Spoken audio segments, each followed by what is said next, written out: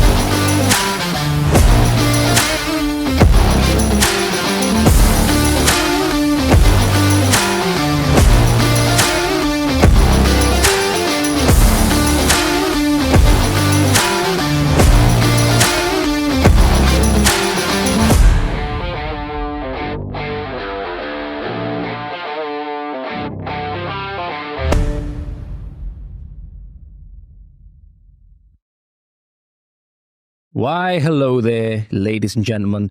Welcome back to the Evidence-Based Excellence Podcast, yet again, with your host and friendly neighborhood far-right thug, Mr. George Cresswell. How are we all doing today? Hope we are all having an amazing morning, afternoon, evening, night, wherever the hell we are in the world. Thank you for joining me today. Episode 43. Thank you to the person who responded to my question on social media recently. I think it was last week, where I said, send me or put in this question box your burning training or nutrition questions. And I had one response, which I thought would be really, really good to get into, because it's something I've never really discussed before, something I've never really given too much thought to either. And that was to do with refeeds, or as you commonly see in the scientific literature, what is called intermittent dieting or intermittent energy restriction. Okay, that's commonly what you'll see these refeed days or refeed periods referred to as, is this intermittent energy restriction, i.e. a period of caloric restriction, which is then interrupted by a period of energy balance, in order to typically accomplish one of two things. So the purposes of refeeds tend to be to minimize performance decrements whilst undergoing a hypocaloric phase where the goal is to lose body fat, okay? Now, one of the necessary or one of the physiological consequences of caloric restriction, especially as you get leaner and leaner and leaner and more depleted, your physiological function becomes compromised, okay? It's just a natural consequence of the caloric restriction process, which is controlled starvation. Okay, if you're doing it correctly, it's controlled starvation.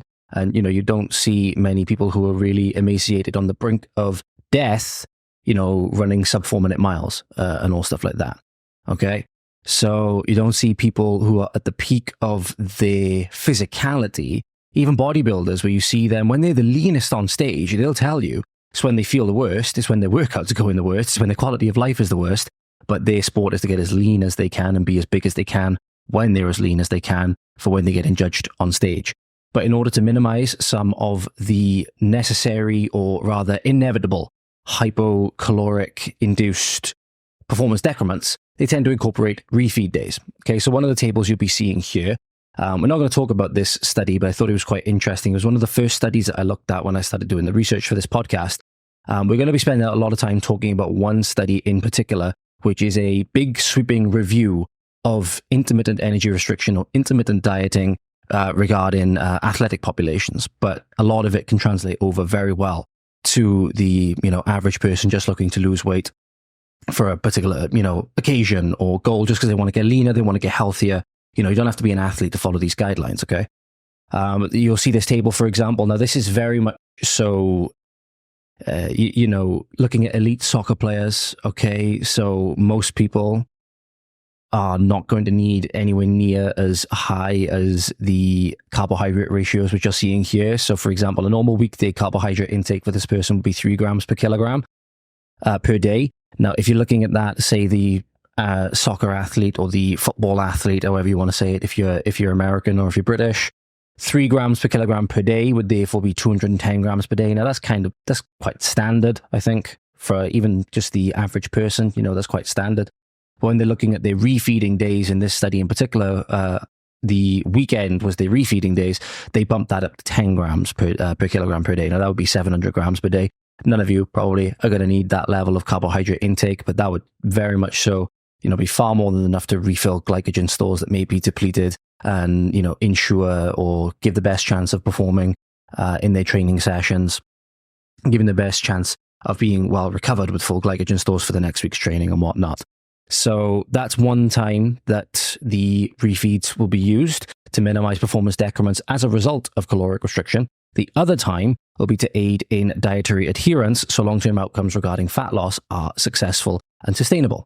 Okay, so that will be what we'll be looking more so into today. So although, as I said, this study which we'll be going into now, which came out in 2019, and it's titled Intermittent Dieting, Theoretical Considerations for the Athlete, a lot of it is very good for understanding the responses to caloric restriction, which will inevitably happen as a result of the caloric restrictive process, the caloric restrictive process. And even though it's dealing, a lot of the times they're talking about athletic populations, a lot of it is quite transferable over to what you might call the civilian sector, should we say. But here we go. So I want to read you this from my notes. I'm going to be reading a lot of things from my notes as we go along. We've got a lot of graphs to go through, a lot of good information for you today. Very much so want to pay attention for this one. So refeeds or diet breaks, often, as I said, referred to in the literature as intermittent energy restriction, have been hypothesized to result in greater weight loss outcomes as opposed to continuous energy restriction. Okay, so continuous energy restriction is just where you go like 12 weeks and you're in a constant deficit that entire time. Intermittent energy restriction will be you have periods of energy balance in between the continuous phases to break it up, so to speak. So the overall 12 weeks, you might spend 3 weeks in a deficit, 1 week at maintenance, 3 weeks in a deficit, 1 week at maintenance, so on.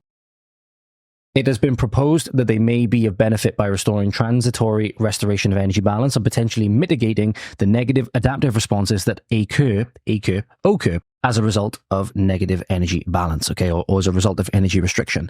Also known as adaptive thermogenesis, metabolic adaptation, okay, is a lot of different names that it's given. We're going to go through those now, okay, because this review was very good at also going into the background sort of physiology and the adaptive responses that occur. And I wanted to give you guys the big, a lot of information to what happens when you diet. 'Cause, it's quite complicated. It's overall quite simple in application, but the science behind it is quite complicated. There's a lot of things that go on when you decide that you're going to voluntarily starve yourself, okay? So this next part, this is to do with the actual energy expenditure side of the energy expenditure, energy in versus energy out equation, okay?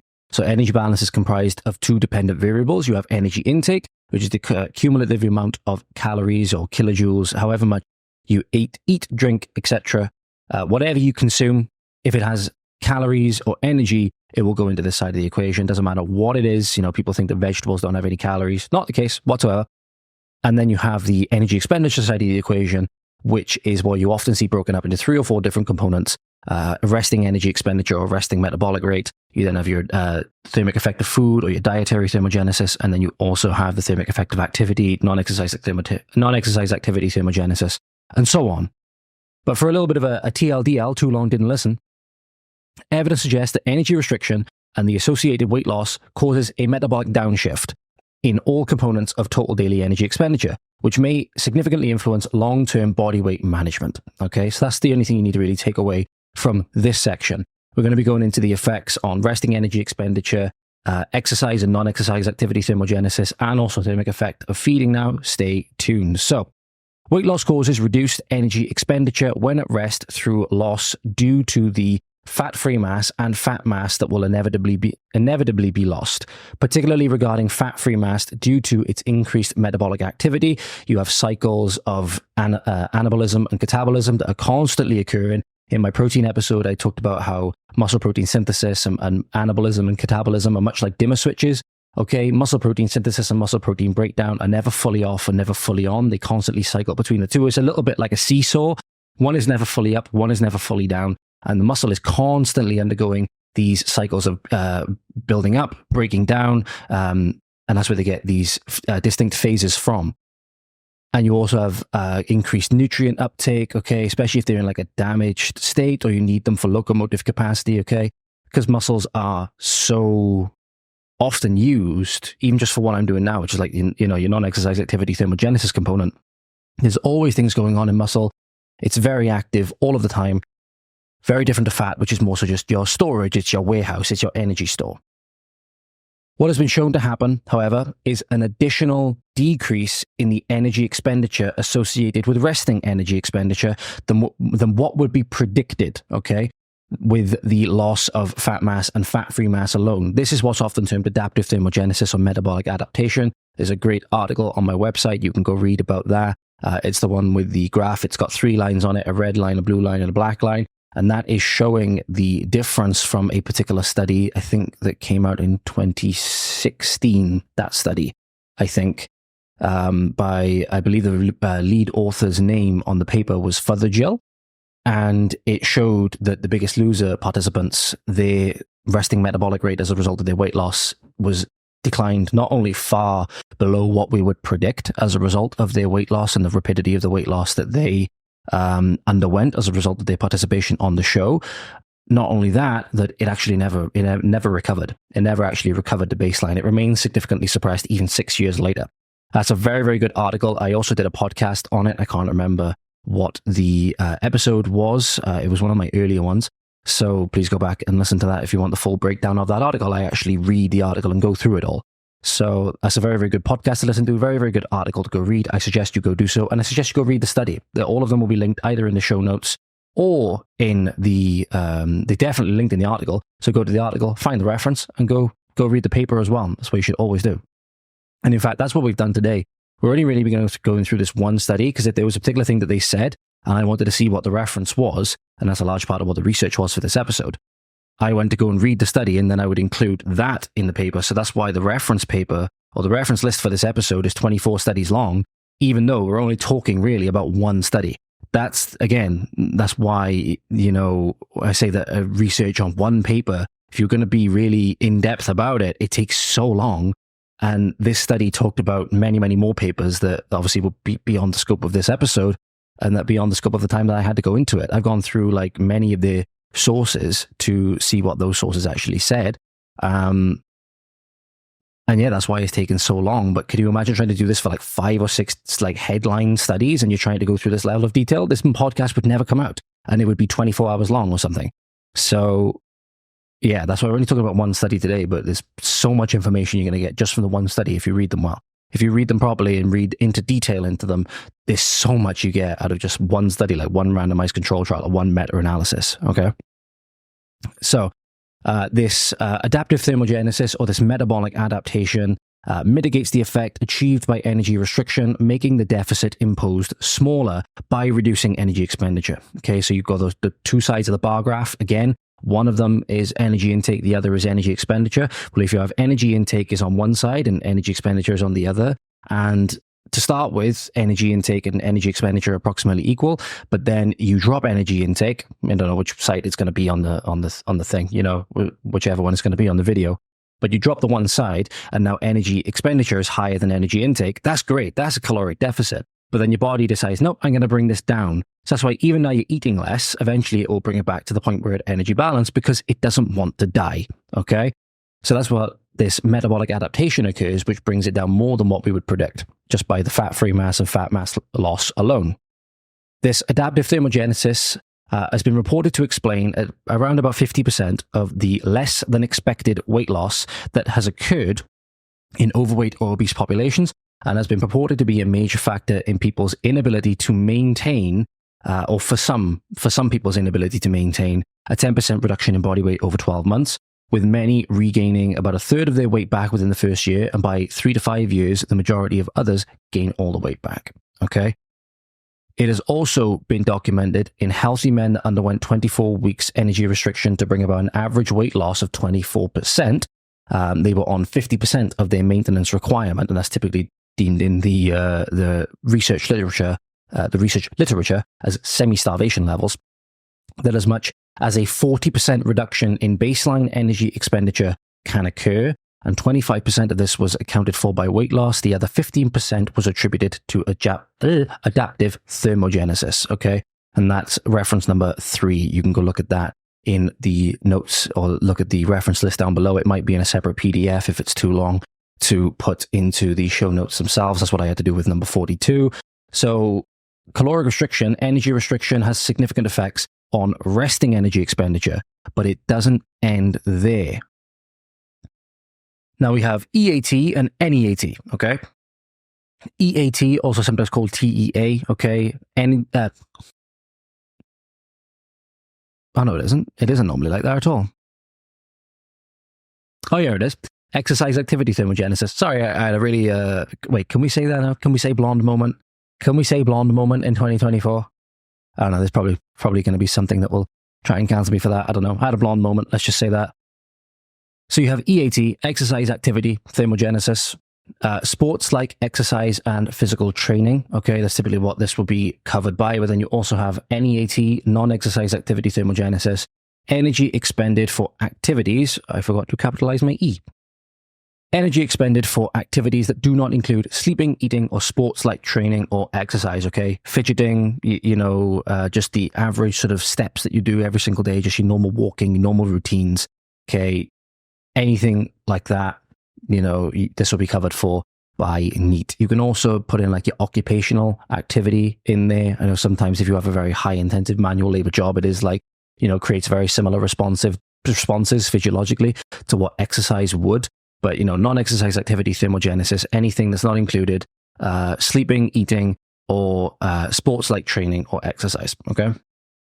These decline as reductions in body mass demands less energy to complete the same activities. That's why, for example, as you get lighter and as you get leaner, you find body weight exercises easier, okay? Because you have less body fat weighing you down, you are able to do your body weight exercises a lot easier because there's simply less resistance, okay?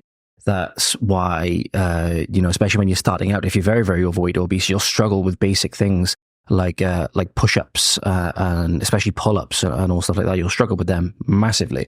But if you were to get very, very lean, you'll find them a lot easier then, okay? It's a bit like when you try to do pull-ups with a weighted vest on or with a kettlebell around your waist with a belt, and then you drop that belt, all of a sudden the push-ups feel a lot easier or the pull-up feels a lot easier.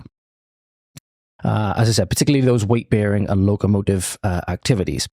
We have one example here. They have 10 reduced obese participants after 23.2 on average, plus or minus 9% weight loss, compared to 18 obese controls, and they illustrated a drop of 18% in the mean daily energy requirement of the reduced obese participants. Okay, there was also strong linear relationships noted between estimated 24-hour energy expenditure and fat-free mass, and between the resting metabolic rate and fat-free mass in those at the baseline weight, okay? So fat-free mass, very much so tied to daily energy expenditure, 24-hour energy expenditure, and also the resting metabolic rate, as we discussed before, okay? So as you lose more and more weight and you lose more fat-free mass, obviously that becomes negatively impacted. So often why a lot of people, when they want to lose weight, they don't want to lose the muscle with it. Now, you will lose some, but there are ways, provided you are cautious with your calorie deficit, provided you don't try to lose weight too quickly, your protein intake is high and you're training well and you're training hard to give your body a reason to keep the muscle. Obviously, fat-free mass isn't just muscle, okay? There's glycogen, there's water, or stuff like that. But provided you're providing a stimulus for the body to need to keep it, then you'll keep more of it, okay? It's a nice little rule of thumb for you to remember. If you just go into a sustained caloric deficit, you lose about 60-40. 60% body fat, 40% fat-free mass, okay? But if you train, you lose weight slowly, you keep yourself active, you take care with your protein, make sure your protein intake is, up there with what you need to maintain and, maximize muscle hypertrophy, then you can lose as much as 90% body fat, 10% fat-free mass, okay? It can skew the ratios so much to make it better for you as you lose weight because you'll have a greater, leaner, more athletic appearance that way. And that's typically what most people want when they want to lose body fat. So, they don't want to go from being overweight really to being skinny fat, They don't want to lose the body fat, but then just appear skinny and frail, okay? That's not what they want. Okay, so you need to make sure you do it right. So, in six of the reduced obese participants, the 24-hour energy expenditure was 75.7 plus or minus 5.6%, of that which was predicted by regression analysis for the decreased FFM. So again, 25% 25% lower on average than what we would predict. Okay, so that's, again, these effects are significant. These effects are very significant.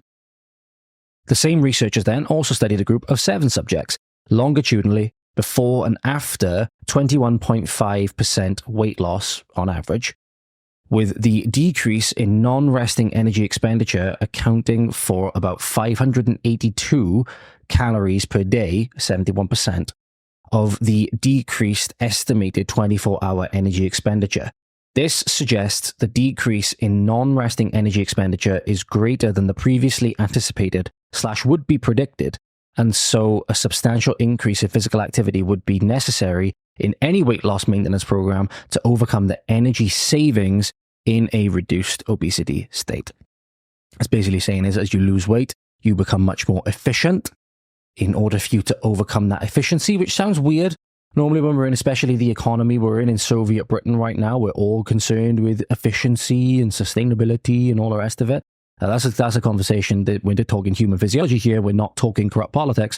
So, but when you're in a reduced obesity state, for example, you're expending less energy. So if you want the weight loss to continue, if you want to get leaner, or you want to overcome this metabolic adaptation which seeks to prime you for weight regain, well, there needs to be a significant increase in physical activity in order to maintain that. You can check out number 4 in the references for a study which I've got linked to that here. Now we have thermic effective feeding. Very short section here. This is going to round out the energy expenditure side of the adaptive responses. We've got more to go into, but this is the energy expenditure side of the adaptive responses. Thermic effective feeding, energy required during digestion and assimilation, or digestion and absorption. Okay, this is lowered due to the reduced magnitude of food intake due to the energy restriction conditions. Okay, so you're eating less food, your body's digesting less food, less energy is spent digesting food because you're eating less food. That's what that means. It has been reported that energy reductions in TEF can occur for about 18% of the fall in total daily energy expenditure in people post-weight loss. Okay, so the reductions in the thermic effect of food because you're eating less food. Not only that, if you're not taking care with your protein, your thermic effect of food is going to be even lower because protein takes a lot more energy to digest than the other macronutrients. So if you're eating more protein, you get greater thermic effect of food despite the reduced energy restriction, despite the energy restriction conditions. So you can sort of balance it out that way a little bit. Okay, there's still going to be less because you're eating less, but you can sort of account for that a little bit by eating more protein because it's harder to digest, it takes more energy. But if you're not taking care with your protein, then your thermic effect of food, the energy expended during your food assimilation is going to suffer as well. That's why we make protein the number 1 priority in any sort of sustainable dietary regimen. Okay. And that is the adaptive responses to energy expenditure. On the energy expenditure side of the equation, resting energy expenditure, exercise activity thermogenesis, unless you obviously willingly increase it, and NEAT will go down as you get leaner. You won't be as how I am now. If I was doing this at like 5% body fat, and I would be like on the fucking sofa trying to do this, and not be here, not be fidgeting, not be nice and upbeat in how I am, And thermic effect of food also suffers in terms of its energy expenditure. So that is the adaptive responses to the energy expenditure. Okay, the energy expenditure side of energy balance, and everything pretty much points down. Now we're going to look at some of the adaptive responses to the endocrine system. So we're going to be looking at not so much a massive scientific deep dive, but we're going to be going into what happens with some of the hormones that you'll often see thrown out there by fitness influencers and all stuff like that are affected by conditions of energy restriction, are affected by negative energy balance. Thyroid hormones, leptin, ghrelin, and insulin, and then also testosterone and cortisol. Okay, and we're going to be explaining what happens when you go into an energy restrictive state. And again, another too long didn't listen. Before energy restriction, hunger and energy are balanced. Okay, that's typically what happens. If you're in a weight maintenance state, your hunger and your energy are balanced. They're in balance by definition. After energy restriction, you have increased hunger. Now, that typically comes from increased ghrelin, decreased peptide YY, insulin, and leptin. You also have decreased energy expenditure. Now, we've talked about that, but that also comes from decreased thyroid hormones, decreased testosterone, decreased total daily energy expenditure, also decreased leptin, body mass and fat-free mass, and also slight increases in cortisol. Okay, so let's go into it one by one, or we'll do it section by section. Okay, so we have thyroid hormones first, then we have leptin, ghrelin, and insulin, and then we have testosterone and cortisol. Let's go through it one by one. So, thyroid hormones. Thyroid hormones play an important role in regulating energy expenditure. Reductions in active forms of thyroid hormone in circulation or in tissues therefore has an effect on resting energy expenditure and thermogenesis, namely reducing it, leading to a reduced overall energy expenditure. It is possible that up to 30% of resting energy expenditure is determined by the actions of thyroid hormones. 30%, okay? Hypothyroidism, therefore, is a potentially serious problem relative to body composition, with it being potentially causative of a metabolic shift whereby the body accrues greater fat mass along with concomitant reductions in fat-free mass, okay? Go check out the study number 5 down in the references, but I'm going to quote some things from that study right now. It's by Sainsbury and Zhang. This one was published in 2011. So I'm going to read the bits which I've got here. Okay, I've got some bits highlighted from I believe it was the discussion section, or one of the sections inside this paper. But here we go. So you have negative energy balance inhibits activity of the hypothalamo-pituitary thyroid gonadotropic and somatotropic axes, while concomitantly activating the hypothalamo-pituitary adrenal axis. These neuroendocrine changes result in part from hypothalamic actions of the orexigenic and anorexigenic peptides, and they can adversely affect body composition by promoting the accumulation of adipose tissue, particularly central adiposity, like we think of it central in the human body. Our main stores of body fat are in our stomach, in and around the stomach and our vital organs. Insulation and protection, there you go, and easy access to energy when they need it, and they are the most important. And also stimulating the loss of lean body mass and bone, okay? So energy restriction is associated with impaired HPT axis function and resultant decreased thyroid hormone secretion, particularly when people are already lean and trying to get leaner, okay? The resultant decrease in secretion of thyroid hormones mediated by hypothalamic activity is also linked to decreased energy expenditure, okay? So that's what I talked about before, where 30% of the reductions in resting energy expenditure can be attributed to thyroid hormones. Well, here we go. Here's another section from that paper. Recapitulating these hypothalamic changes in sated animals mimics the effects of energy deficit, namely increased food intake, reduced physical activity, and reduced metabolic rate, suggesting that these energy-conserving adaptations are at least partially mediated by the hypothalamus. Okay? The inhibition of normal thyroid functioning in those undergoing energy restriction may, therefore, negatively influence the propensity for long-term weight loss, fat loss, and increase the likelihood of loss of fat-free mass and weight/fat regain. Okay. So the effects on thyroid hormones are very pronounced, okay, by energy restriction.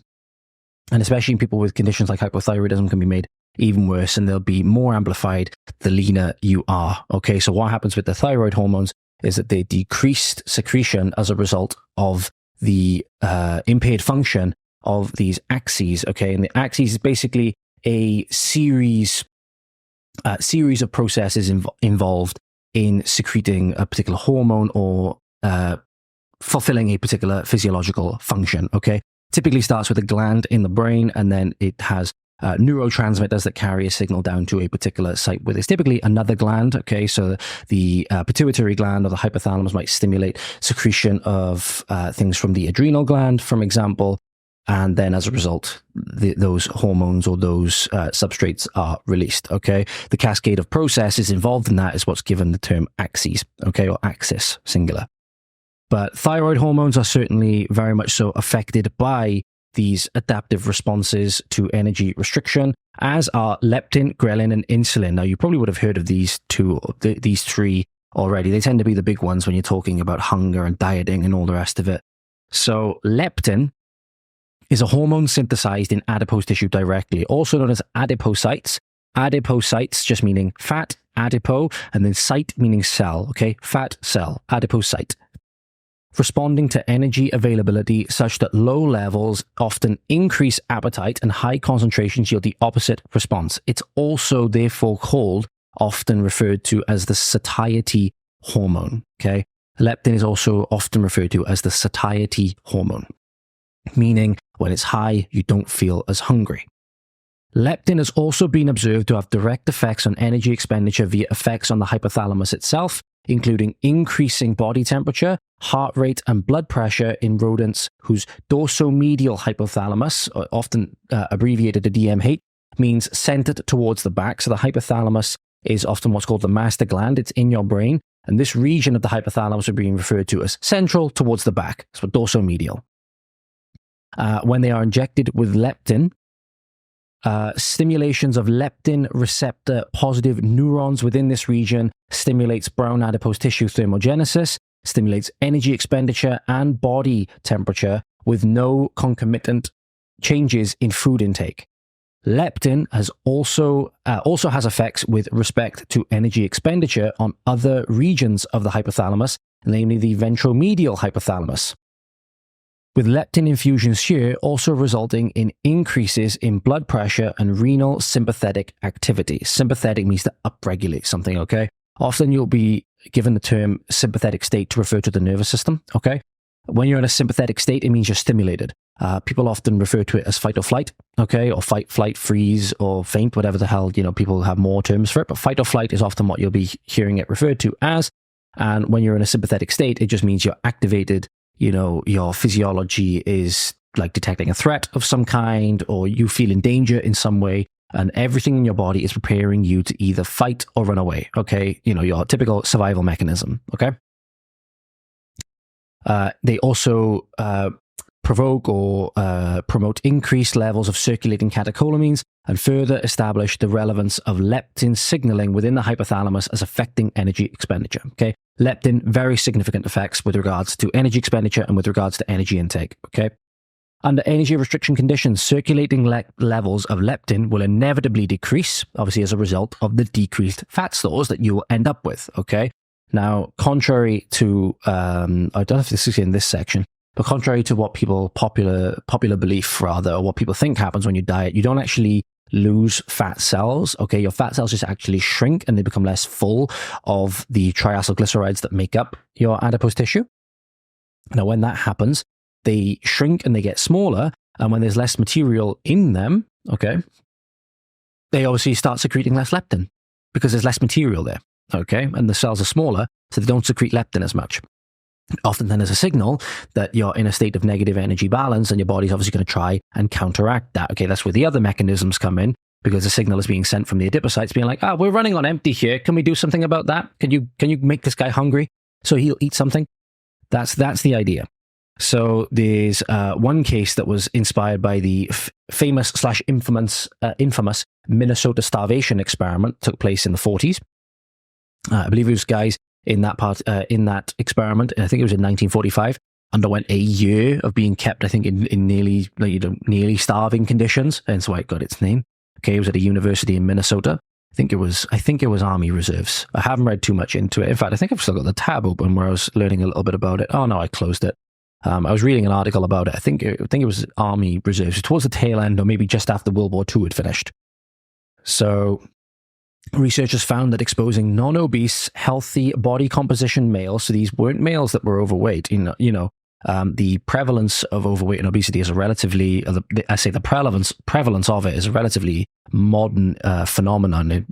Obesity rates back around this time were not very high at all. Found that exposing non-obese, healthy body composition males to semi-starvation conditions, 50% of maintenance requirement, caused a drop in plasma leptin 44% in magnitude over 3 weeks. Okay, that's number 8 in the references down below. You can go and read that. This is unsurprising, given the average mass lost per person was about 6 kilograms. Important to note is also that they lost more fat-free mass per day than fat mass on this level of energy deficit. Okay, so the fat mass was about 114 grams per day. The fat-free mass was 159 grams per day. We have another example here, show that in exercising men under low energy availability conditions, we're looking at about 15 calories per kilogram of fat-free mass per day. So here, if we take a 70 kilogram male at 50% body fat, okay, that's approximately 893 calories per day. Leptin was reduced by 53 to 56%. Okay, so when you start really leaning people out, especially when you're already lean, it's quite weird, because obviously when you have high body fat, you also have high degrees of leptin, but they're typically referred to as a satiety hormone. But obviously a lot of people have problems with, not being able to sustain a calorie deficit, despite them when they're getting more and more overweight, they're getting more and more signals to tell them that they're full. So, often can be quite confusing, but definitely drops as you get leaner and leaner and leaner, definitely drops. And you'll notice that straight away when you've been in a dietary phase where you've been very, very lean. I remember it when I was very, very lean a couple of years ago during COVID, when I decided I was going to try and see how lean that I could get. I don't remember the exact body fat percentage that I got. I was quite lean. I was in good shape, but you're more irritable. You're more hungry all the time. Your body's sending you can't stop thinking about food. And I wasn't stage lean or anything like that by any means. I still had energy to train. I was active day to day. I was relatively happy. I was just very easily irritable, not as happy as I would be day to day, constantly thinking about food, constantly looking at yourself in the mirror, constantly judging yourself, etc. That naturally happens. And we'll get into some interesting stats about refeeds and intermittent energy restriction when we talk about those sort of psychological factors later on down in a study towards the end of the episode. Stay tuned for that. That's going to be very, very interesting. So leptin seems to respond strongly to overall adiposity and short-term nutrient flux, and plays a very important role in energy balance and body composition. Okay, so that's leptin. Ghrelin or gremlin, the gremlin hormone. In opposition to leptin, ghrelin reflects acute and chronic feeding states by increasing drive to eat during periods of low energy availability or when you're fasting.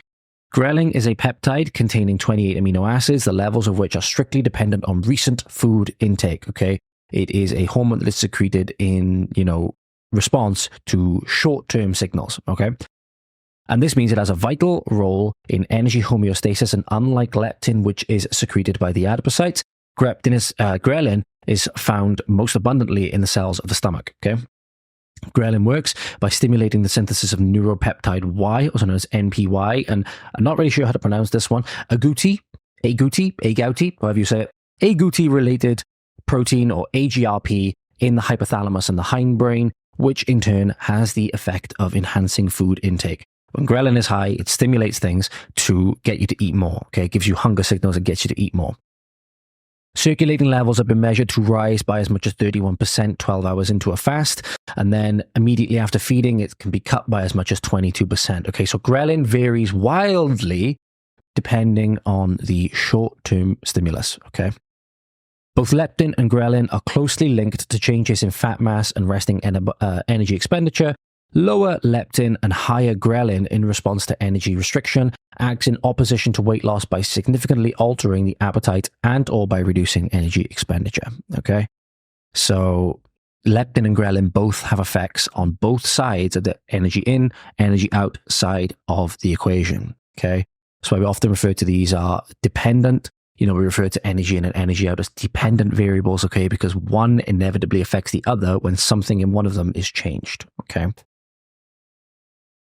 Insulin is also referred to in the literature as an additional adiposity signaling hormone, so we're on to insulin now, due to its actions in responding to energy availability. It also plays an important role in preventing muscle protein degradation. Okay, it's a protective hormone for muscle tissue. Pardon me. Significant reductions in fasting insulin concentrations are observed concomitantly with energy restriction. It would be expected because you're eating less carbs maybe, and as a result, your insulin is overall lower. Potentially explaining why fat-free mass is also lost during energy restriction. So this decreased insulin that will inevitably result either as less carbohydrate intake or less overall food intake, I should say. And that can explain why at least it's impossible not to lose some fat-free mass when you start going on a diet. And that's why it's not just fat mass. This would lend explanation to why the discrepancy between measured and predictive adaptive thermogenesis is also substantially lowered. Okay, The reduced insulin levels during energy restriction compared to equal relative fat mass at a stable body weight also indicate a physiological shift to correct the state of energy depletion, to act and to correct the state of energy depletion in favor of weight gain. I'm not sure what was going through my head when I wrote this. The sentences do not make sense at this part of the notes that I was taking. How I didn't notice this at the time, I'll never know. But insulin also decreases as a result of the energy restrictive process. As a result, you get less protective effects on your fat-free mass. And obviously, when you lose fat-free mass, your resting energy expenditure and all other things are affected. And that negatively affects your energy expenditure. It's going to make it harder for you to lose weight. Not only that's going to make it harder to keep it off as well. So that's insulin. Little short note on insulin. So we're going on to testosterone and cortisol now. Testosterone, very important molecule. Very, very important substrate within the body. It also, energy restriction also has effects on testosterone levels. You might know from where bodybuilders talk about when they're getting ready for a stage, when they're about to go on stage, it's when they're they can't, their libido's down, they're basically just basically surviving. Their libido's down, everything is down. The quality of life is terrible. There was a famous story with one of the, I can't remember his name, but Scott Herman talked about it. I remember watching his video a good couple of years ago, and it was about a baseball player that took anabolic steroids, and he was left quite tragically with hypogonadism. Now that's something that can often happen. Sometimes you just take one dose of steroids, one dose of testosterone that's exogenous, and it can have the effect of turning your natural production of test off. Unfortunately, that's a risk you always take. No matter how safe you are, there's no safe way to do it. No matter how quote unquote safe you are, there's always that risk. There's always that risk because when something's coming in exogenously, you never know how your body's going to react. And this was a tragic story, and it really impacted the rest of his life. I think it was Gonzalez or something like that. And he was left with hypogonadism, couldn't get an erection, erectile dysfunction. He never wanted to have sex. His wife, was, absolutely, she was getting frustrated. As you can imagine, he was always depressed, so yeah, it can be really, really bad if your testosterone levels are low. Absolutely. Absolutely.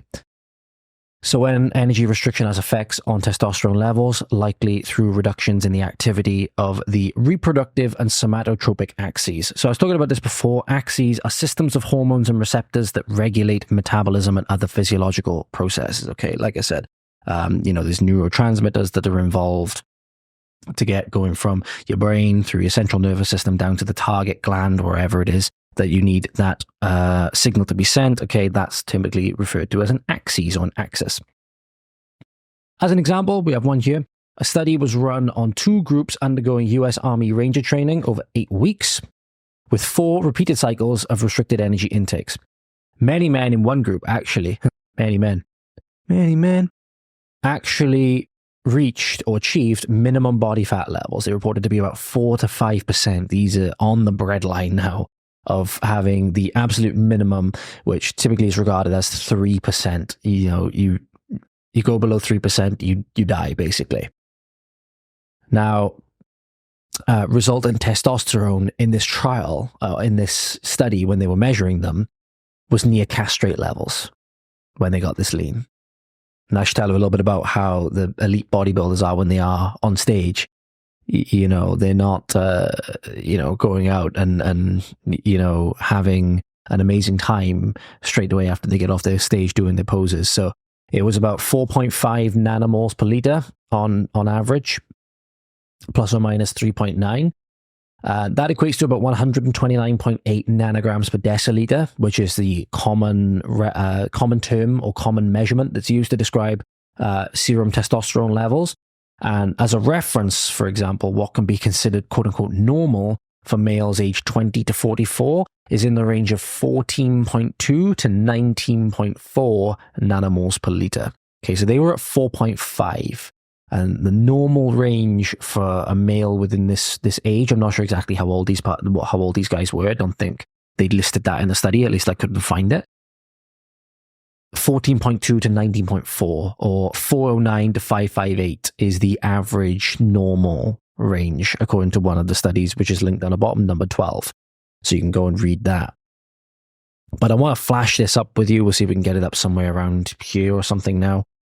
The testosterone levels in nanomoles per liter. So you see there was a refeeding group in this study as well, but just have a look at these testosterone levels where over this 8 weeks here, how low it got. So this is a trial from 2000, but you could see here point A, point B, point C, and then by the end of it, it's down here below 5 by the end of the trial. This is scary. It's scary levels.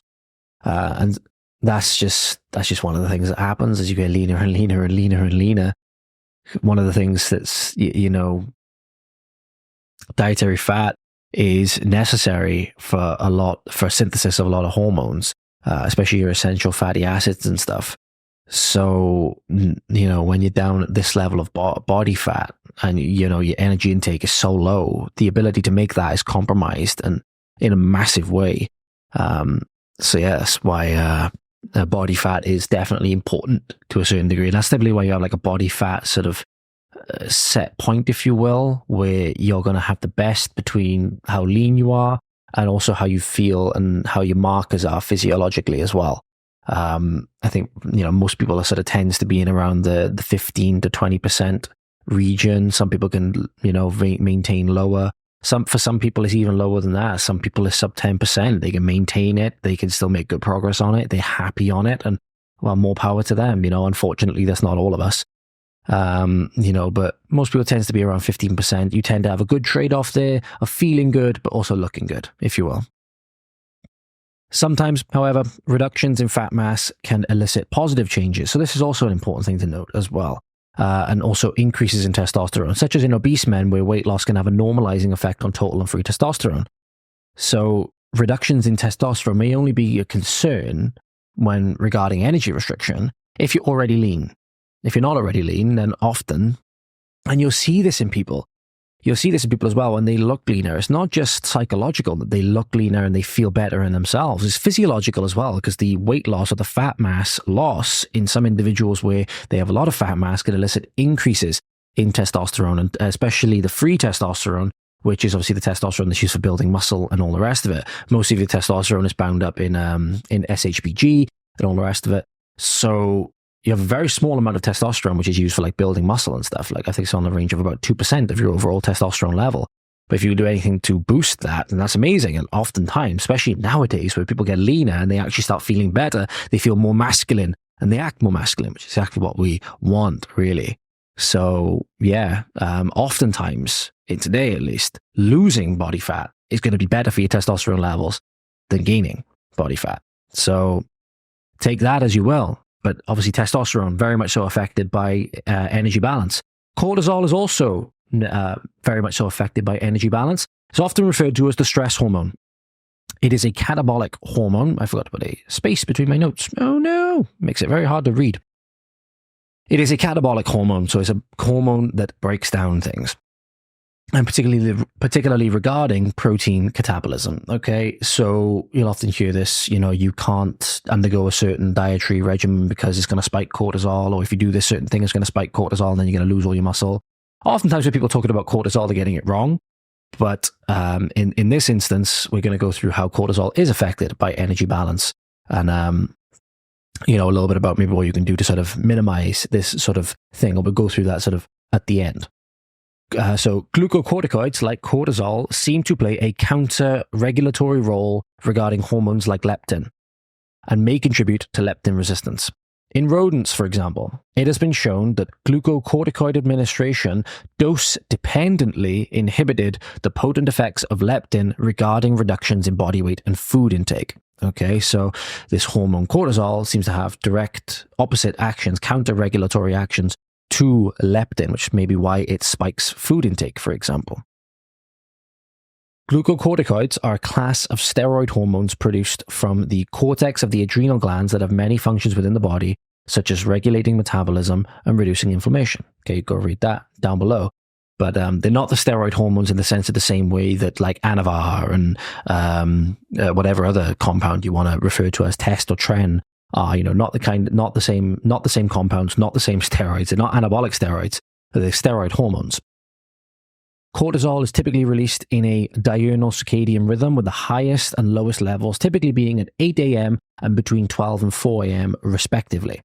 The release of cortisol is under the feedback control of the hypothalamic pituitary adrenal, or HPA, axis, similar to how other hormones like the thyroid hormones are controlled. Okay, all that axis is doing there, if you go back to what an axis is, when you look at this name, hypothalamic pituitary adrenal, it's describing how the system is linked together. The hypothalamus is the signal that sends, the master gland, sends a signal to the pituitary, and the pituitary will then conduct it down to the adrenal glands, okay? HPA. Now, oftentimes when you're looking at these names, it's describing what, sort of organs, or what sort of glands, what sort of structures are involved and how they link together.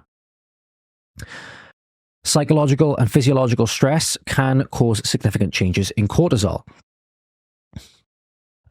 Energy restriction is a potential significant contributor, especially under conditions where you are energy restricted, okay? Under energy restriction circumstances, then energy restriction is definitely something to take into account, okay? It's not purely psychological. The same group of men who are undergoing ranger training mentioned prior experienced significant increases in serum cortisol over the course of the 8 weeks, as a result of the stress imposed on them via the conditions of the energy restriction, but also as a result, obviously, as of the training that they were going under. This is some of the hardest training, some of the hardest physical and psychological training that you can do, okay? This is in the same branch, same league as American Special Forces, you know what I mean? So when we're looking at this graph, serum cortisol, as you can see, it done nothing but increase. So it started off at just under 500 nanomoles per liter, and by the end of it, in the one group, it arose to just over 600, and in the other group, it arose to just under 700. So, it has significant increases in cortisol over the 8 weeks. As previously discussed, glucocorticoids can affect body composition by promoting fat mass accretion, as well as stimulating the loss of lean body mass and bone.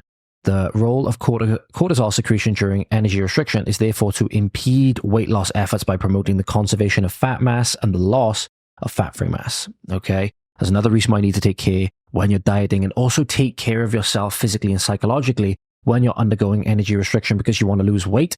Because if you are not taking care of yourself psychologically and physically, and taking care of other things in your life that cause you stress, well, you're going to have the negative effects of cortisol that do have potent muscle breakdown effects and fat mass accretion effects. You need, and it doesn't do anything magic, like just magically add body fat, but it puts a cascade of things in motion to make you more likely to keep your weight and regain your weight rather than lose it, which is your goal.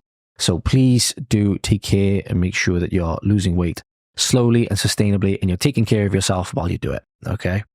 So that's the endocrine adaptive responses, a little bit about them. Obviously, this is not a scientific deep dive into the endocrine system. It's just an overview of another thing that happens. And one last thing to get into with regards to adaptive responses. We spent so long on this, but I think it's important to go over it all, because this is what, this is the background that you really need to know when you're helping your clients lose weight, or when you're trying to explain to somebody what happens when you lose weight, and why it's better to try and lose weight slowly, why it's better to go for a small energy deficit, what happens, why you get to a certain point and you plateau with your weight loss, why it's not a linear process, all the rest of it, okay? Adaptive responses in adipose tissue. So this is a really interesting one. And this is something, especially if you're a personal trainer, you need to take note of this when you're explaining this to your clients. Under conditions of energy restriction, adipose tissue also undergoes changes, and there are responses associated with those changes that occur. Contrary to popular belief, like I said this earlier, you do not lose cells as a result of body fat loss. They get smaller and they shrink and they are less full. Okay. I've likened this to a warehouse, if you will. Your body fat stores are a lot like a warehouse. If more is coming in than you have space for, then they need to get bigger. The warehouse needs to get bigger. And that happens by, making more sections for the warehouse that more stuff can go in. As a result, the overall warehouse gets smaller. But when the overall warehouse gets bigger, but when more is going out than coming in, well, you don't need the same size warehouse anymore. So the warehouse naturally just shrinks back down. Or you don't lose any of the compartments that you had. They just got bigger as a result of when the warehouse needed to get bigger. So it's a little bit like if you, I don't know, how can I explain it? It's a bit like if you blow something up, okay, not in the explosion sense, but like blow something in as in like you make it bigger, like you inflate a balloon, okay? You don't lose the amount of particles or whatever in the balloon and that make up the balloon when you blow it up, okay? But the overall area that it now takes up, because there's so much air in the balloon, is a lot bigger, and the balloon is bigger. Now, it loses material from inside those cells because that gets used for ATP generation via the Krebs cycle and whatnot, via the use in the mitochondria. The triacylglycerides get taken out, converted into other things, and then that gets exhaled as CO2. But the actual structures, the cells themselves, the balloon, think of the balloon as a fat cell. When you have more going in, it inflates, it gets bigger. When you have less going in or more going out, when you have air going out, the balloon gets smaller, but the balloon doesn't lose balloon material. Okay, that's how you can think of that. Okay, I think that's actually a really nice analogy. I thought of that just now. I'm actually going to use that analogy in the future. I think that's a pretty good analogy to use. Maybe, I don't know, maybe somebody's more, maybe someone with a PhD can tell me why it's wrong. But that's basically what happens. You don't lose cells in number. You lose what's in those cells and the cell shrinks. Okay, and that happens all across the adipose tissue, and that's why you end up with less of it. So, and those processes, by the way, are conducted by two processes known as lipolysis and then beta oxidation. Lipolysis is taking triacylglycerides and moving them, liberating them from the adipose tissue and moving them to the areas of the cell where they're going to be used for energy, and then beta oxidation is the actual energy generating process. Okay, results in material being lost, but no change in cell number. As a result of the decreased adiposity resulting from the loss of fat mass, fasting leptin also declines. We talked about that before, and that's due to it being secreted directly from the adipocytes. Smaller adipocytes secrete less leptin for a given fat mass. However, regarding both leptin and insulin, their relationship to adiposity is only maintained during energy balance, with the corrections applying to fasting levels of hormones. Okay, during acute energy imbalance, so like in a postprandial state, for example, after you've just had food, leptin and insulin reflect the metabolic state at that time. So that can be anabolic or catabolic. Okay, if you're in the middle of a fast, it'll reflect the catabolic state. If you've just eaten, your postprandial, it'll reflect an anabolic state of the adipose tissue, based on whether the situation necessitates deposition or mobilization of energy stores. Smaller adipocytes also present greater insulin sensitivity. Okay, it's often why people with diabetes, especially type 2 diabetes, when they lose weight, when they lose body fat, their insulin sensitivity improves and their symptoms, their diabetes improves. Okay, that's what happens. The smaller adipocytes that have more room for nutrients to be shuttled in, they are obviously going to be more receptive to the actions of insulin. It's a little bit like if you have more air, you're trying to pump more and more air into a balloon. You pumping air into that balloon is like insulin trying to pump nutrients into adipose tissue. But if the balloon is already full, it's obviously it's going to get to a point, obviously, where the balloon pops. But with your body, it just stops, responding to the cells of the insulin. To the signals of the insulin. And that's where you get the term insulin resistance, okay? The adipose tissue becomes resistant to the cells, to the signals of the insulin. That's what I mean. I keep saying cells instead of signals, but when that happens, that's when you end up with glucose. The action of insulin is now blunted. Glucose is circulating in the bloodstream chronically, and as a result, then you end up with type 2 diabetes if those levels are kept too high for too long, okay? Now, when you lose weight, when you lose body fat, now that there's more space, glucose can be taken into the adipose tissue, and now you don't have so much of a problem anymore. Similar to what happens when you gain muscle, muscle is also a very important and prominent glucose uptake vessel. So when you gain more muscle, you typically have less circulating glucose because it's being taken up into the muscle to be used. That's why a very good bit of advice if somebody's dealing with type 2 diabetes is to get them resistance training and build muscle, okay? To get them lose weight, to get them building muscle. So, hyperplasia, however, can occur. Now, hyperplasia is very, very important. What hyperplasia means is an increase in cell number. Now, whilst you might not lose numbers of body fat cells, you can gain them. You can gain them. There's a couple of instances where you can gain them. Now, as I said, if you keep pumping air into this balloon, You filled all your balloons. Be like, nope, I'm going to keep pumping air into the balloons. Your body's sending these signals. Your adipose tissues are already full. And your body keeps sending signals. We need to get rid of this stuff because more's coming in, more's coming in, more's coming in. Well, the body's going to be like, okay, we clearly haven't got enough balloons. Like, we clearly haven't got enough fat cells. So we need to create more. And that's what it'll do. It'll be like, here's another balloon, here's another set of balloons. And now you end up with, eventually, once they are filled up, you end up with more numbers of fully filled balloons, like you have more numbers of fully filled fat cells. Okay? The only thing is, when you lose weight, then those fat cells don't go away. Those fat cells do not go away. And as a result, then you're starting from a point that's higher than you otherwise would. And you're not going to get to a point that you would have gotten to before, because now you simply have more fat cells. Okay? It can also happen during periods of rapid energy intake when you've been in an energy restrictive state for a period of time, i.e. a relapse. If you go on a starvation diet, you start getting quite lean, and then you have a relapse. Well, that is one of the prime times that these, what they call nascent fat cells, are going to get filled. So what will happen is, if you start losing weight very, very quickly, your body will activate a mechanism whereby it stimulates the creation of these nascent fat cells. Now, I'm going to show you this graphic here. It's from the study. It's from the study that we're talking about here. And it's giving you an outline of how this process works. So you have pre-energy restriction. Post-energy restriction, you have fat cells shrink. Okay, so that's all that happens. You can see here, there's the same number. There's 1, 2, 3, 4, 5, 6. There's 7 here. There's still 7 in the second part after the blue arrow. They're a lot smaller. The person is a lot leaner. Now, early regain, as they start to relapse, you have fat cells increasing in number. Now, that's what these 2 little white dots at the top are. These 2 little white dots at the top, they're what we call nascent fat cells, i.e., they're fat cells, adipocytes, with the potential to grow to full size with the nutrient influx that's coming in. Okay? They're not fully realized adipocytes yet. They have the potential to be. They're like baby fat cells, if you will. Now, as you get regained to the pre-energy restriction weight, the fat cells are growing, but they haven't hit their full size yet. Because you have an increase in number, you've hit your previous weight. By the time, the fat cells are still not at full size. So they're all regaining this together. Initially, there's preferential deposition in these nascent fat cells because they're empty. It's a little bit like you have those 2 new balloons that have just been given to you. You're like, all right, rather than let's try and adjust these old balloons that we have before that are semi-full, let's fill up the new ones first, but then they get to a certain point and then you just start filling them all up together.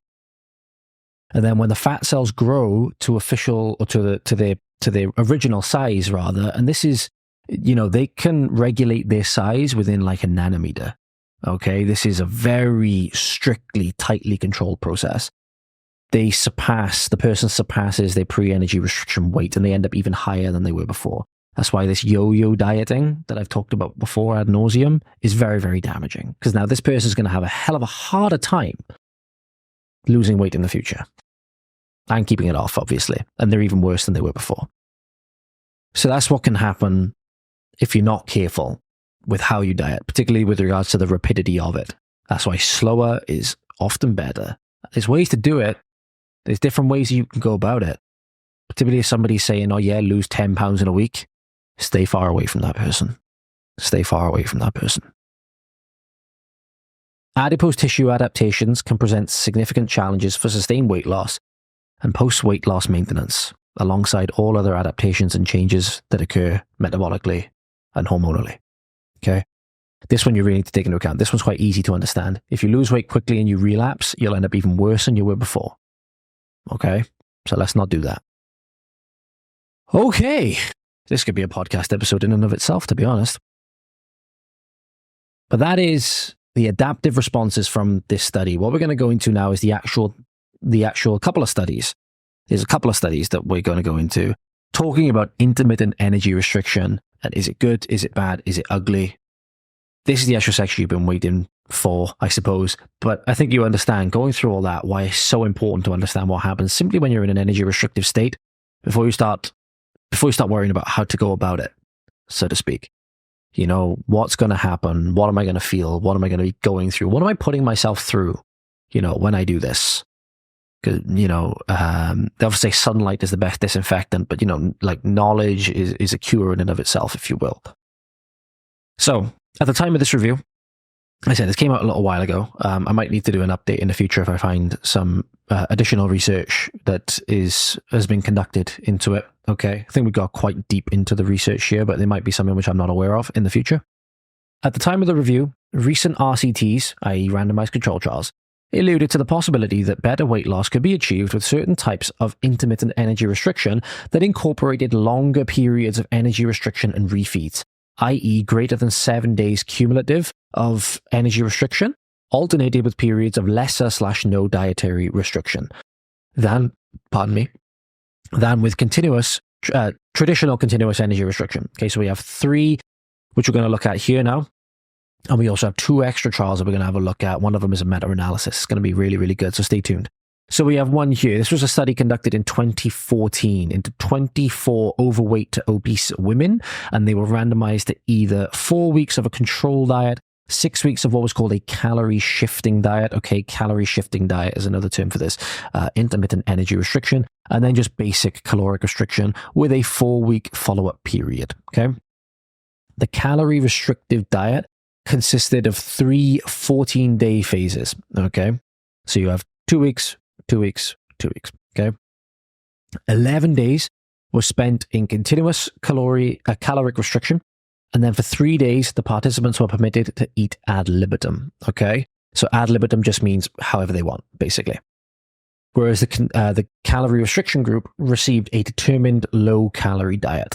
Okay, so the one group had a diet that was programmed for them, and they had to stick to that. The other one, they had the low-calorie diet, which was spent continuous caloric restriction, but then they were given 3 days, basically. I think it was at the end of the 11 days. So they spent 11 days, 11 days continuous. And then the last 3 days of that 2-week cycle, the last 3 days of that fortnight, they were permitted to eat however they want, eat and drink however they want. 4 weeks after treatment, both groups lost weight, but only the calorie shifting group calorie shifting diet group was significant in magnitude. The calorie restriction group did not reach significant weight loss until day 39. Okay. So 4 weeks after treatment, that is day 28, and then day 39, obviously 11 days later. The calorie shifting diet group experienced a nearly 4% drop in weight from baseline, which extended to nearly 7% at day 42. Interestingly, the follow-up at day 70 seemed to also show better weight loss maintenance with CSD, with a greater loss of 5.79%. So they dropped from 93.51 to 88.10 kilograms. Versus 33.8%, so 95.11 to 91.90 kilograms in the continuous energy restriction group. Fat percentage change was also significantly better in the calorie shifting diet group, 12.69% versus 5.18%. That's quite interesting. I'm not really sure what explained that, but one reason for the change may be the ad libitum refeeds having mitigatory effects on the normal negative consequences of continuous energy restriction. The ones on resting energy expenditure, ones on thermic effect of food, thermic effect of feeding, and the activity energy expenditure, and also on metabolic adaptation. Interesting to observe was the differences in RMR in the 2 groups, so that's resting metabolic rate, with the calorie shifting diet group seeming to attenuate the regular drop in RMR that is distinctly observed with the CR group. So I'm going to flash this graph up for you. So what we're looking at here, you'll see 2 lines. The blue line is the calorie restriction group. That's the continuous group all the way through. And the red line is the CSD group, the calorie shifting diet group. And what you'll see here, obviously the trial is 6 weeks long. And then the 4 weeks afterwards, week 6 to 10, they received, there was a follow-up period. Okay, that was just a follow-up. Okay, so the diet ended at week 6. So you have 0 to 6 was the diet frame. And then afterwards then was the follow-up period where the diet ended. So you saw here, okay, there's a difference between the resting metabolic rates at baseline, likely a difference just because of the difference in body mass at baseline, okay? So there was a difference in body mass of about, I think, kilo and a half, 2 kilos at baseline. So it's also important to consider. That's why having the percentages there is really useful as well. But you can see here, the graph of resting metabolic rate is much less in magnitude, less change, less drop in the calorie shifting diet group versus the calorie restriction group. So over the course of 0 to 6 weeks, the calorie restriction group dropped to just under 1,400 calories resting metabolic rate from just over 1,500. Okay, so that's about, just over 100 calories difference or so. Whereas in the other group, they dropped from 1,480. The lowest point they had was just below 1,440. Okay, so less than half of the drop of the other group. And they maintained it also a lot better. You can see here the rates for the calorie restriction group, even after the follow-up, we're seeing the effects of this metabolic adaptation in action.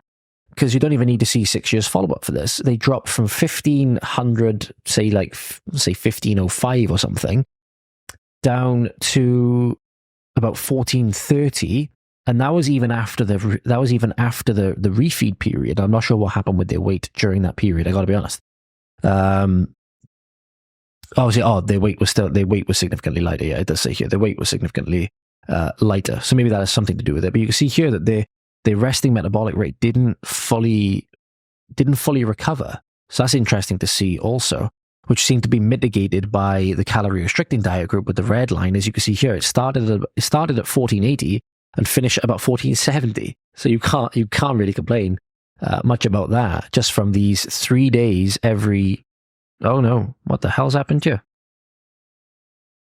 What the hell's going on here? I hope that's all fine. Apparently something just happened with I had a notification come up in Audition saying that my audio things had changed. I'm going to just check something a bit quick. I can't actually check it. I hope that it is still coming through. It's still coming through as it needs to. I'm going to keep my hands away now. But you see here that the refeeds, the 3-day refeeds every 2 weeks, seem to be very good for attenuating the effects of metabolic adaptation and also, resulting in greater weight loss potentially as well, greater body fat loss, however that may be. So it's quite interesting. It's also possible that a calorie shifting diet or a refeed diet is easier to adhere to.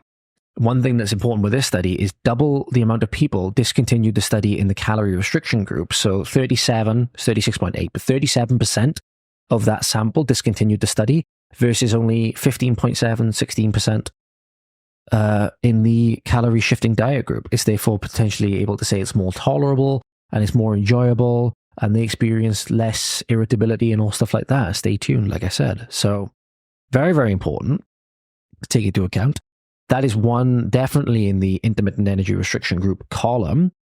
And we're now on to another study which came out in 2017. It's known as the Matador study by Byrne and colleagues. And this is called the Minimizing Adaptive Thermogenesis and Deactivating Obesity Rebound study. That's where I got the name Matador.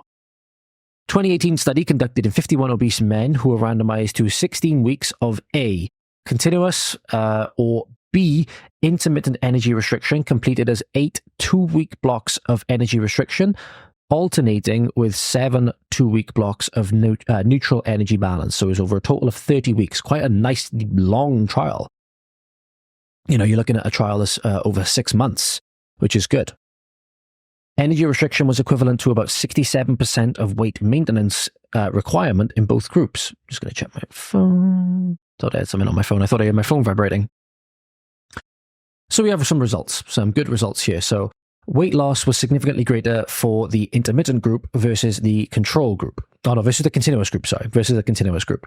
So you had 14.1 versus 9.1 kg weight difference on average. So significantly more weight lost in the intermittent restriction group.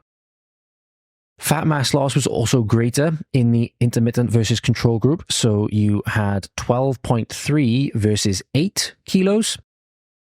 Fat-free mass loss was similar between the groups, which is good. So you had 1.8 in the intermittent group lost and 1.2 kilos in the continuous group lost, but the errors were very wide. So you had plus or minus 1.6 in the intermittent group, but then you had plus or minus 2.5 in the control group, in the continuous group. I always see con as control, but I've abbreviated continuous to con in my notes, and I'm getting very confused. Really should have thought of that. So that's why you had a p-value of 0.4. Okay, it was nowhere near significant because of the high errors. You know what I mean? And it was very tight. 1.8 versus 1.2, not really that significant. Reduction in resting energy expenditure did not seem to significantly differ between groups initially. So the intermittent group dropped by 502, and the continuous group dropped by 624 on average kilojoules per day in terms of their resting energy expenditure. That gave a p-value of 0.5. Nothing to write home about, but that was prior to adjusting for changes in body composition. Post-adjustment, significant reductions in resting energy expenditure was significantly lower in the intermittent versus the continuous group. Okay, so the reductions in resting energy expenditure were less in the intermittent group versus the control group, i.e. the intermittent group lost less of their energy expenditure than the continuous group. I keep calling it control. So when you adjusted for that, you had a minus 360 kilojoules per day versus minus 749 kilojoules per day, and that was significant. So greater weight loss and fat losses were achieved with intermittent energy restriction. It seems that interrupting energy restriction with energy balance semi-regularly, i.e. energy balance rest periods or energy balance refeed periods, may reduce the compensatory metabolic responses and improve weight loss efficiency. So we have one graph here. Weight loss discrepancies from 0 to 16 weeks. So as you can see here with the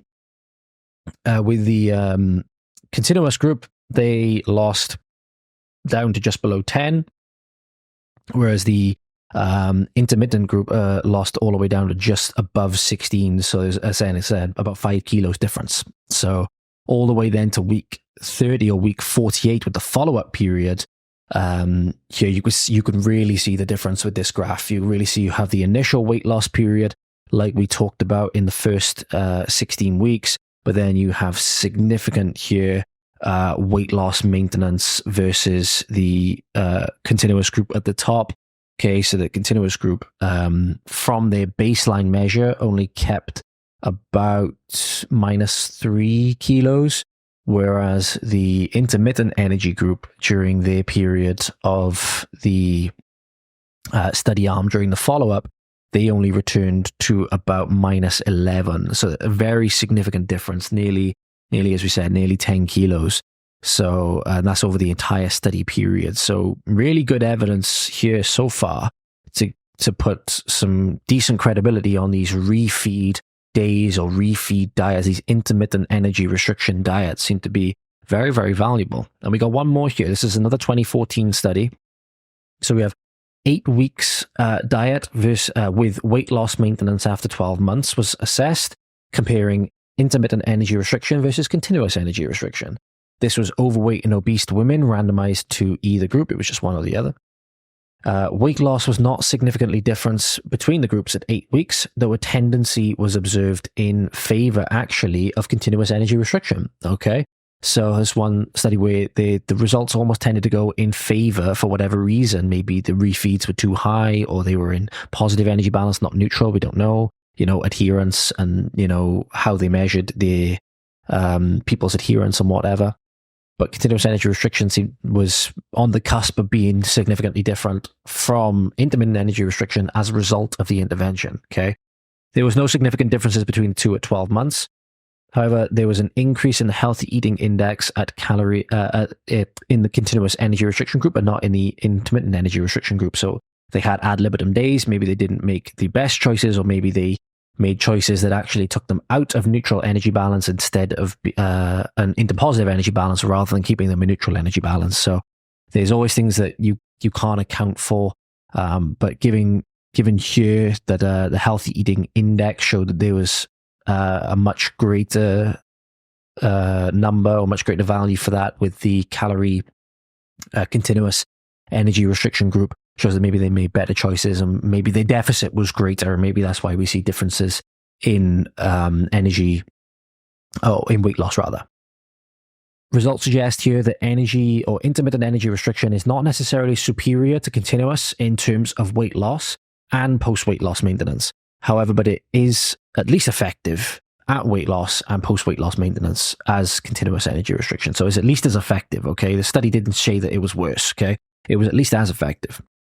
It's possible to say that the intermittent energy restriction possessed greater efficiency, however, as the intermittent energy restriction group spent overall less time in an energy restricted state. They only spent four weeks in the energy restricted state as opposed to 8. Okay. So that's another point to consider as well. It may be vastly more efficient because it doesn't require you to be in a continuous energy restriction for as long, which is always good because, dieting sucks. Energy restriction sucks. So let's go through some takeaway points with this. So, intermittent energy restriction appears to attenuate the adaptive responses of energy restriction, at least with respect to reductions in resting energy expenditure, providing a valuable tool against the weight cycling that commonly derails people's present and future weight loss efforts. We talked about that with the adipose tissue adaptations to energy restriction. Energy expenditure is correlated with the rate of change in body weight over a 2-year follow-up. Okay, so you have a correlation here of minus 0.39, so it's a moderate negative correlation. And the estimated risk of weight regain, we're talking over 7.5 kilos of weight regain, increases 4-fold in individuals with 24-hour lower energy expenditures compared to those with higher rates of energy expenditure. So protecting your energy expenditure is going to be very important for post-weight loss maintenance, okay? So you should be doing everything you can to not spark, although you can't do it completely, to not magnify the effects of metabolic adaptation, to not magnify metabolic adaptation. It's going to be very, very important. Weight stable, overweight, and obese people also exhibit greater resting anabolic state. Resting energy expenditure than weight regainers when adjusted for changes in organ and tissue mass after weight loss. So controlling this weight cycling and achieving weight stability is crucial. That's what we know. And we know that in some cases, intermittent energy restriction can be better. It might be more efficient. In some cases, it's at least as good. So there's a lot of good points here. We're going to go through a meta-analysis by Harris and colleagues. I was going to say Harry's, but Harris and colleagues. Now, it came out in 2017. Investigated trials, and none of the trials we talked about so far were in this meta-analysis. So it's good. We're talking about more studies that were not included in this review, simply because some of them hadn't come out yet. The Matador study hadn't been published yet, because obviously that came out. That came out in 2017. Maybe it had been published. Maybe it came out later than this. I'm not sure of the exact dates of publication, but it didn't investigate some of them because some of them weren't quite long enough. Okay, so investigated trials investigating weekly intermittent energy restriction in comparison with continuous energy restriction. 4 trials over 12 weeks in duration and in overweight and obese adults. So they had 5 studies met the inclusion criteria, providing an overall sample size of 221, I believe.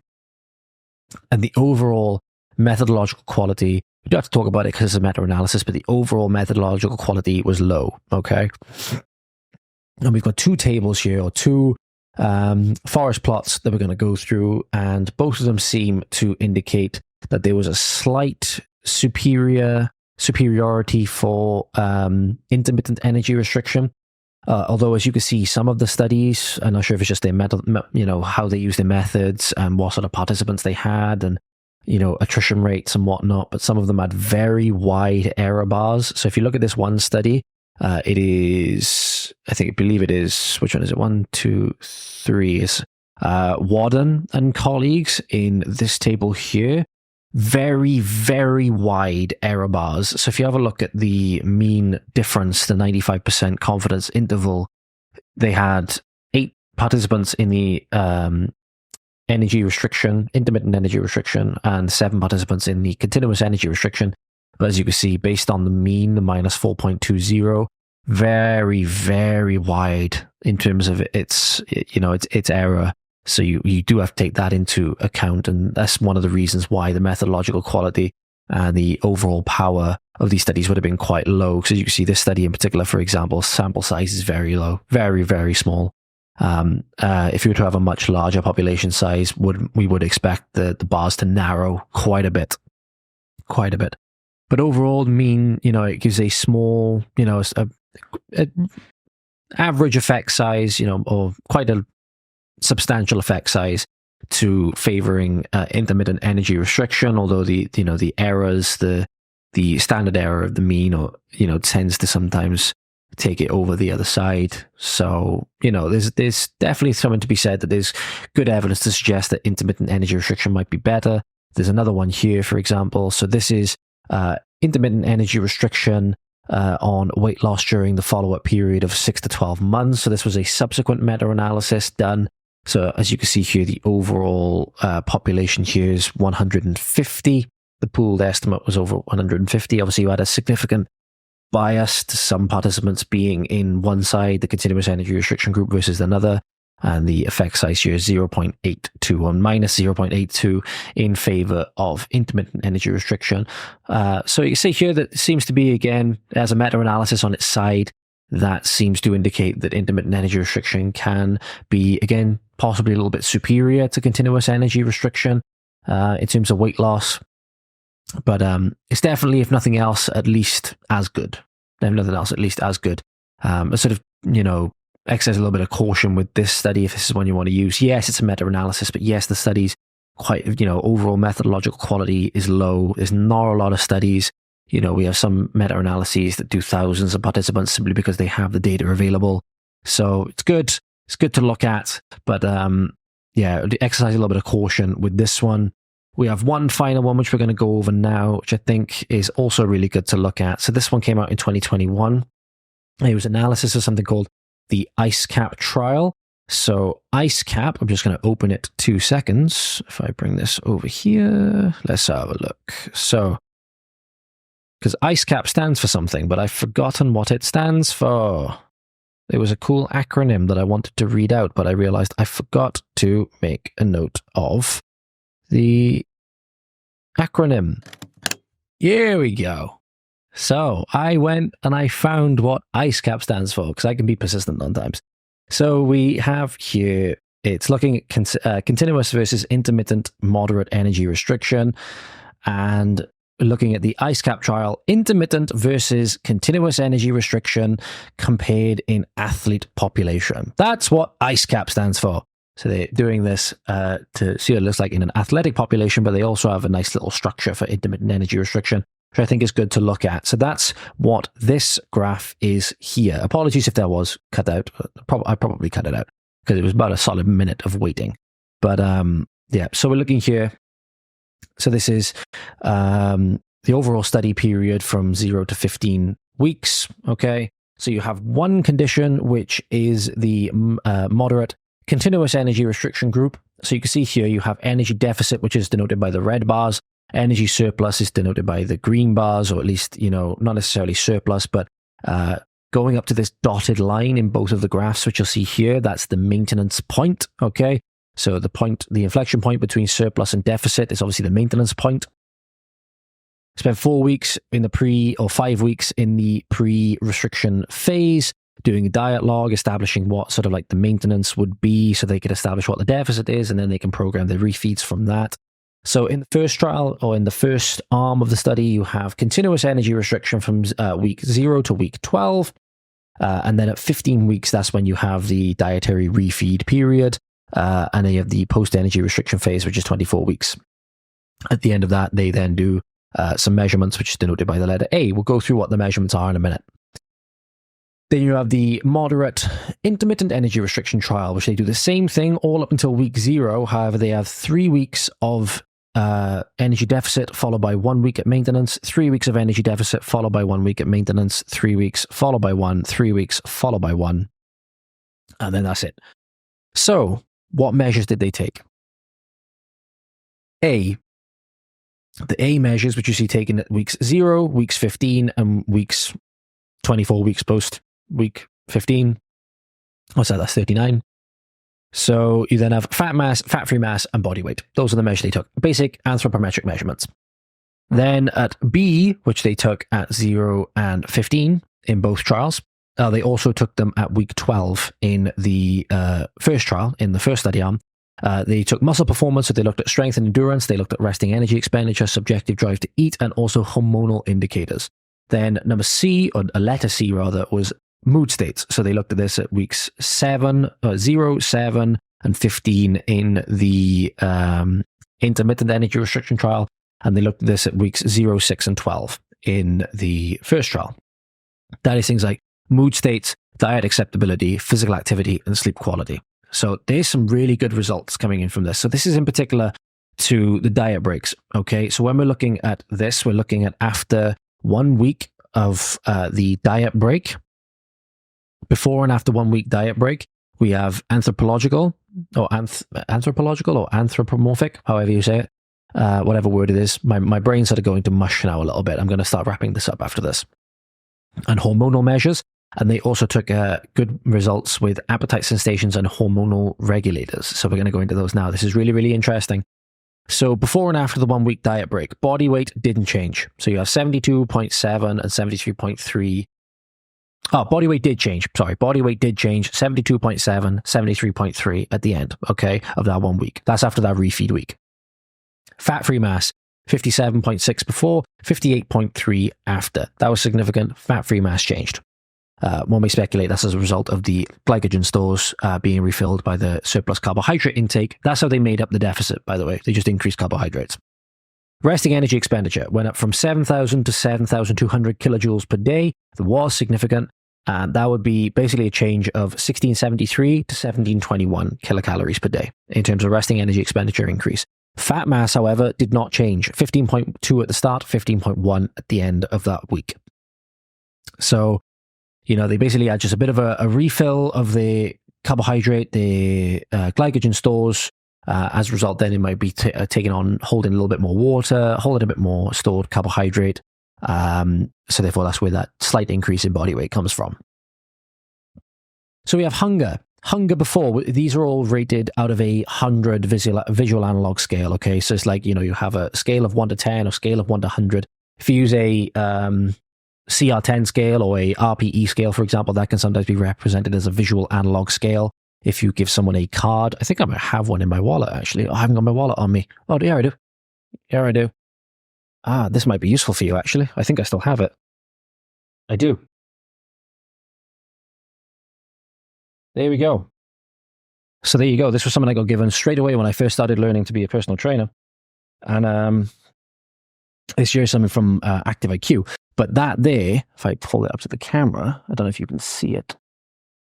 I'm trying to get it to focus. It won't focus. Let me move the microphone out of the way.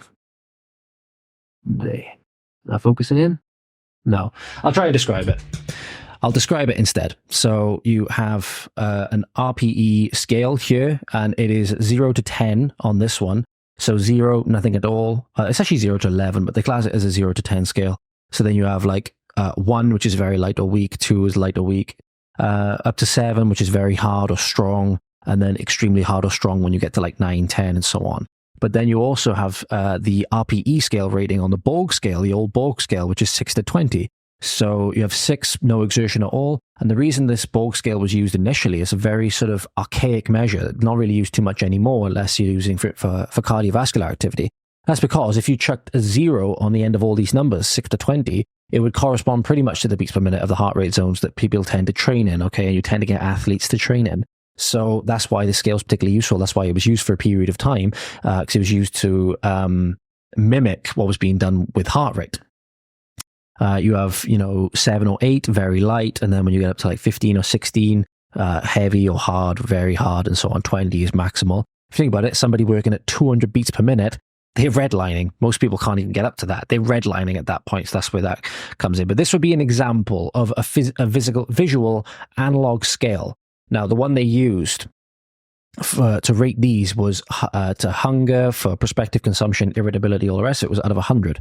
Okay, so before they had an average rating of 34.8 out of 100, and that dropped to 19.2 after this week, and that was significant. Prospective consumption also changed. So prospective consumption is like thinking about how much you can eat. Like somebody, the classic line is like, oh, I'm so hungry I could eat a horse. Oh yeah, I could eat 3 of them right now. That's prospective consumption, imagining how much you can actually eat and gauging how much you think you can eat at a given time. So that was 54.3 out of 100, which is quite high. Obviously, they think they can eat a lot after that. So that's an indicator that they're not feeling very full initially. And then that dropped to 41.0 after that. And that was significant, 0.2. P equals 0.02, sorry. So you have irritability. This one's a big one. This one really made a lot of sense to me. So initially they were 21.6 out of 100. That dropped to 10.7. That halved. The irritability halved. That's a big thing that comes with, you eat more food. Typically you're happy. If you're starving, you're not going to be very happy. That's why that really, really made sense to me. Fullness was also significantly impacted. 41.5 at the start. It went up to 56.1 at the end of that week. And remember, this is all 1 week apart. This is before and after 1 week of refeeding, just carbohydrate refeeding. Satisfaction. Before, 53.5, so they were fairly satisfied, you know what I mean? That went up to 69.6 at the end of this week. So obviously they felt a lot more satisfied. They were a lot happier after this refeed. And also alertness. Alertness went from 47.1 to 66.6. Number of the beast. Well, technically not, but But all of these were significant appetite sensations and hormonal regulators. The hormones really didn't change too much across the course of this week. But all of these appetite sensations and these psychological factors vastly changed as a result of this refeed. And this is where I think refeeds really come into their own. Because dieting, caloric restriction, losing body fat, it's not easy. It's relatively simple and occurs relatively quickly compared to things like muscle gain and all stuff like that. But it's by no means easy. It sucks, especially from a physiological perspective. So I think it's good that this study really showed that these refeeds can almost give a psychological break as well as a physical break and really help refresh you for the next, obviously, period where you go again, but also make the entire process feel that a little bit better and not only offset the physiological concerns, but also make it better psychologically so it's easier to stick to and more sustainable. This is amazing. So a quote here from the discussion section, which I think is really, really important to get into. This study showed that in adult athletes, so this is athletes, but again, it can be extrapolated over to the regular population because we all experience irritability. We all experience lapses in alertness. I've lost track of how many times I've stumbled over my words in this episode. We all experience this lack of satisfaction. This affects all of us. So we can apply this to the regular life also. Athletes undergoing energy-restricted fat loss regime, a 1 week diet break, i.e. increasing carbohydrate intake to achieve energy balance, improved muscle endurance in the legs but not the arms, outside of the scope of this episode for that, and was accompanied by reduced sensations of hunger, prospective consumption, and irritability, and higher sensations of fullness, satisfaction, and alertness. While the 1 week diet break had no significant effect on fat mass, it significantly increased fat-free mass and resting energy expenditure. So that's a 1 week diet break where you've just done basically a fat loss sprint. And that's where I think these are going to be really useful for people who are undergoing these challenges of wanting to lose body fat at the minute. So you could treat it a bit like a sprint. You can move very, very quickly, cover a lot of ground, and then you give yourself your rest. You come back to maintenance and you go again. And it makes the process feel a lot quicker. You're not spending as long in a deficit. You're not spending as long suffering, which is always good. And you mitigate potentially a lot of the negative consequences as a result of that also. However, based on our previous work demonstrating that 1 week diet breaks do not enhance retention of fat-free mass or resting energy expenditure over the course of a 15-week fat loss intervention, at least compared to continuous energy restriction, the observed increases in fat-free mass and resting energy expenditure during the diet break may be due to temporary replenishment of muscle glycogen content and an increase in dietary-induced energy expenditure resulting from greater carbohydrate and greater energy intake during the diet break. Okay, so it's not a miracle, it just makes things a little bit better, a little bit easier, a little bit more enjoyable, which is always good. It's always good. Okay. Overall, these results suggest that diet breaks may present an optimal time for maximizing muscle training intensity. Let's try this again. Overall, these results suggest that diet breaks may present an optimal time for maximizing training intensity and volume, where the legs are involved at least, due to improved muscular endurance as well as being an opportunity to engage in activities demanding alertness. Okay. And that's basically showing that it allows you really to be able to move forward with your goals, to get leaner, to get healthier, to lose weight, etc. But you can also train hard. If you have maximal training periods, it might be good to schedule them during your diet breaks, but you can also use them in order to make the process a lot more sustainable. Also, because you can schedule social events in these periods of diet breaks. You can schedule refeed days like we had with the 3-week or the 3-day refeed after the 11 days. Well, you can use that as, a date period with your partner or something, for example. And then you don't have to worry about how it's going to affect you dietarily and all the rest of it. You can have your cake and eat it too. You can have your cake of weight loss, but then also eat the cake on a meal with your spouse or whatever. So I think, based on the evidence, but I've never really tried to do it before. Next time I'm on my sort of phase where I want to get quite lean or I want to lose a bit of weight just because, I'm not happy and all stuff like that. Make no mistake, guys. Personal trainers and all the rest of us, we have insecurities and we have, body composition issues like anybody else. So, happened to me initially when I went into a calorie surplus. I didn't want to. Calorie surplus in order to gain muscle. And obviously that's a necessary part of it if you want to gain muscle. But, then the work comes where you've got to lose that little bit of excess body fat again. And, sometimes we struggle with it as well. And I think this is going to be something which I'm going to be experimenting with going forward. Maybe using something like the 3 weeks on, 1 week off, or maybe the 2 weeks on, 2 weeks off. All depends on whichever works best for you. Good thing is you can do this on a weekly basis as well. You can have these refeeds on a weekly basis where you have one day where you have quite a substantial calorie surplus. But if you're in a greater substantial calorie deficit on the rest of them, provided your protein intake isn't being negatively affected, then what's wrong with that? You can have a weekly date night or something like that where you don't worry about it. Obviously, if you're worrying about dieting so much sometimes, it affects all of the other parts of your life also. It affects your social environment. It affects your relationship environment. So it affects your occupational environment. So take care with all those.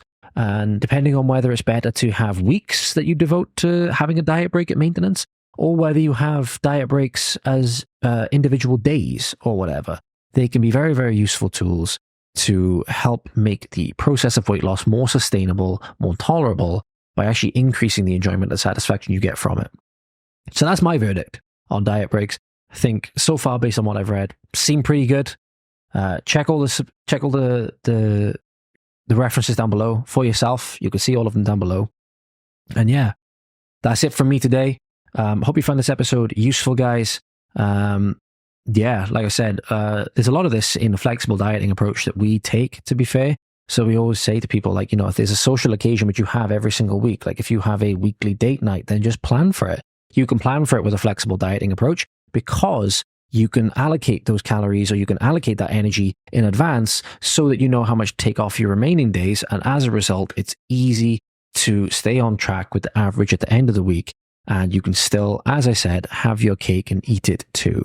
So I hope you found that episode useful, guys. I hope you enjoyed it. Thank you to you who asked the question and sparked this rabbit hole, which I went down. I loved it. I love researching for this episode. I hope you found it useful. And yeah, that's it for me today, guys. Good morning, afternoon, good evening, good night. I hope you're having an amazing time wherever you are. Thank you for watching. Thank you for listening. Hope you found it useful. I will catch you soon. Godspeed.